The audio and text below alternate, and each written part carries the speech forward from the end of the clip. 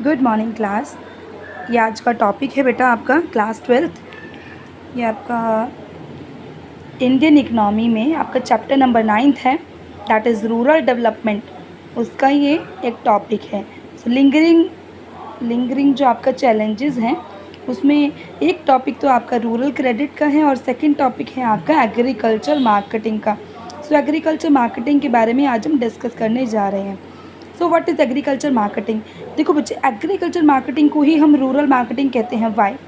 सबसे पहली बात तो ये, क्योंकि आप रूरल एरियाज़ में देखते हैं कि जो भी आपके पर्सन्स होते हैं रूरल एरियाज़ में, वो ज़्यादातर क्या काम करते हैं? वो ज़्यादातर एग्रीकल्चर का ही काम करते हैं। इसीलिए हम रूरल मार्केटिंग और एग्रीकल्चर मार्केटिंग कहते हैं।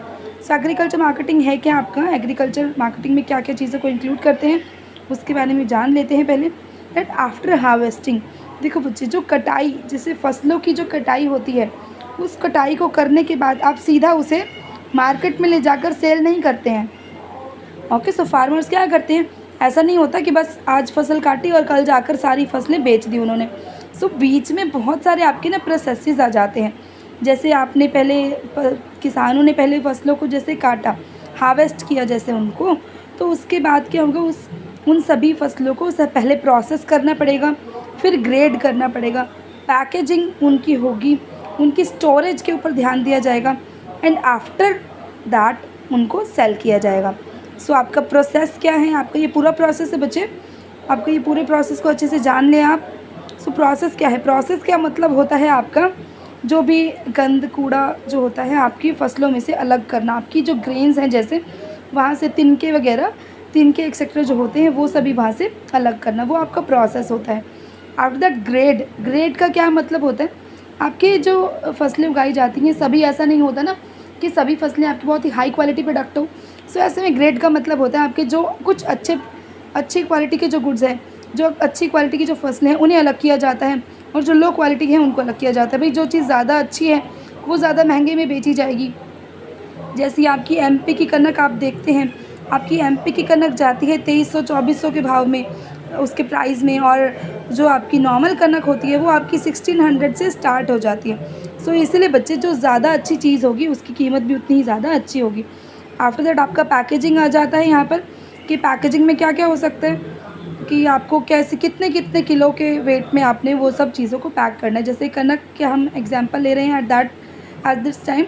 सो यहाँ पर क्या हो सकता है, भाई किसी ने 10 किलो लेनी है, 20 किलो लेनी है, हर किसी के फैमिली के अपने अपने हिसाब से हो सकता है ना ये सब चीज़ें। तो बायर्स की प्रेफरेंसेस यहाँ पर बहुत अच्छे से ध्यान में रखी जाती हैं। तो भाई कोई पर्सन है, किसी की फैमिली में 10 पर्सन्स है, तो वो 50 किलो या 100 किलो की इकट्ठा ही अपना कनक लेकर जाएगा। लेकिन अगर किसी के पास है ही ओनली 2 पर्सन्स हैं, 3 पर्सन्स हैं, तो ऐसे में वो हो सकता है भाई 20-25 किलो ही एक बार में लेकर जाएँ। इसको पैकेजिंग बोलते हैं। उसके बाद स्टोरेज, क्योंकि आपको पता है कि फसलें एक ही बार में आपकी बिक नहीं जाएंगी, तो इसलिए स्टोरेज फैसिलिटी की बहुत ज़्यादा उनको ज़रूरत पड़ती है। ओके, सो आप उसको गोडाउन वगैरह में स्टोर करके आपकी फ़सलों को रखना पड़ेगा, और फिर जैसे जैसे ज़रूरत होगी, जितना जितना स्टॉक की ज़रूरत होगी उतना उतना स्टॉक निकाल लिया जाएगा गोडाउन से और फिर सेल कर दिया जाएगा। सो एग्रीकल्चर मार्केटिंग के अंदर क्या क्या आ जाएगा? वो सभी प्रोसेसेस जो कि आपकी हार्वेस्टिंग से लेकर आपकी फ़ाइनल सेल ऑफ प्रोड्यूस तक। सो आपका फसल की कटाई से लेकर फसल के बिकने तक जो भी प्रोसेसेस आपके किए जा रहे हैं, वो सब प्रोसेसेस को हम बोलेंगे एग्रीकल्चर मार्केटिंग। सो एग्रीकल्चर मार्केटिंग के अंदर क्या क्या इंक्लूड किया जाता है? भी आपके फसलों को काट कर एक जगह पर रखना, उन्हें प्रोसेस करना, उसमें से जो तिनके हैं उन सबको अलग करना, उनके प्रोडक्शन को ग्रेड करना, भी कौन सा कितनी क्वालिटी के हिसाब से उन्हें अलग अलग करना, उनको पैकेज करना, जैसे जैसे बायर्स उनको खरीदना चाहते हैं उसके हिसाब से उनको पैक करना। आफ्टर दैट आपका स्टोरेज, भाई एक ही दिन में एक सारा माल आपका बिक नहीं जाएगा। सो कुछ स्टोरेज फैसिलिटी की यहाँ पर बहुत ज़रूरत पड़ती है। और after that selling the produce when the price is lucrative. So जब आपको लगे कि आपका प्राइस मार्केट में बहुत अच्छा आपको मिलेगा इस चीज़ का, एट दैट टाइम आप अपनी उस प्रोड्यूस को आप वहाँ पर बेचें। सो एग्रीकल्चर मार्केटिंग का मतलब ये नहीं है कि सिर्फ बस उन्होंने कटाई करी और आगे जाकर सामान बेच दिया अपना। तो एग्रीकल्चर मार्केटिंग में सभी प्रोसेसेस यहाँ पर आते हैं, फसल की कटाई से लेकर फसल को बेचने तक। ओके बच्चे, सो यहाँ पर आपका at the time of independence हम क्या देखते थे कि एग्रीकल्चर मार्केटिंग जो थी वो किसके हाथों में थी? ज़्यादातर ये सभी प्रोसेसेस किसके द्वारा किए जाते थे? ज़्यादातर आपके मनी लेंडर्स के द्वारा किए जाते थे। ठीक है ना। सो मनी लेंडर्स के द्वारा क्यों किए जाते थे, सभी काम उन्हीं को ही दे दिया जाता था भाई, ये फसलें एक तरीके से उन्हीं को सौंप दी जाती थी। ऐसा क्यों होता था बच्चे, आपके जो फार्मर्स होते थे उनको बहुत सस्ते में आपके मनी लेंडर्स को या फिर ट्रेडर्स को, कमीशन एजेंट्स को, इनको ये सब अपनी फसलें बेचनी पड़ती थी, वो भी बहुत ही कम दामों पर, वो भी बहुत जल्दी जल्दी। ऐसा क्यों होता था, इसके पीछे बेटे आपके 2 रीज़न्स हैं। कौन से 2 रीज़न्स हैं वो सब जान लेते हैं। पहली बात तो ये कि holding capacity was almost zero, क्योंकि किसानों के पास इतनी जगह ही नहीं होती थी कि वो आराम से अपनी फसलों को जोड़ कर रख पाएँ, ताकि कल को जब उनको अच्छा प्राइस मिले और वो बेच दें। तो उनके पास होल्डिंग कैपेसिटी ज़ीरो होती थी, इसीलिए वो अपनी चीज़ों को, अपनी फसलों को अपने पास रख ही नहीं पाते थे।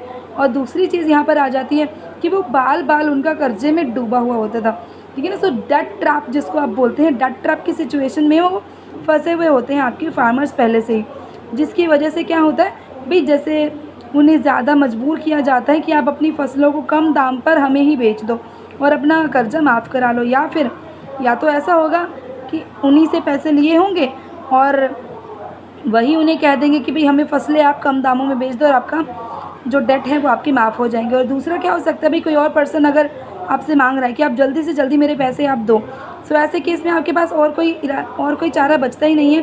फार्मर्स क्या करेंगे, सीधा जाएंगे मनी लेंडर्स के पास, या फिर छोटे मोटे जो कमीशन एजेंट्स होते हैं भाई, आपसे सस्ते में ख़रीद लेंगे सामान आपका और आगे जाकर महंगे में बेचेंगे।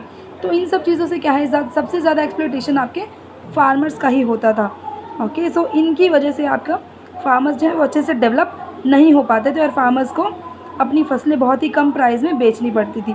सो इसकी वजह से क्या होगा, कितना उनको लॉस होगा भाई। कहाँ वो अगर फसलें वो अपने पास रख पाते तो वो कोई ऐसा सजेशन उनसे मांग सकते थे ना कि आप ऐसा करो, अगले महीने आप पैसे ले लेना, अभी मेरा सामान जो है जब अच्छा प्राइस आएगा मैं बेचकर आपको पैसे दे दूँगा। लेकिन उनके पास स्टोरेज फैसिलिटी भी नहीं होती थी, और दूसरा उनके जो मनी लेंडर्स हैं वो बहुत ज़्यादा जल्दी करते हैं कि आप दो, आपके सारे पैसे आपने देने हैं, इंटरेस्ट वगैरह ये सब लगा कर क्या हो जाता है, उनको वो फार्मर्स आपके डेट ट्रैप में फंस जाते हैं। तो ये सब था बच्चे आपके एग्रीकल्चर मार्केटिंग का टॉपिक। इसके बाद आपका नेक्स्ट टॉपिक अभी हम डिस्कस करते हैं आपकी नेक्स्ट वीडियो में। और जो भी डाउट हो बच्चे आप प्लीज़ मुझसे पूछ लिया करो, और चैनल को सब्सक्राइब कर दो ताकि जो भी वीडियोज़ हैं आपके पास सबसे पहले ही आ जाएँ।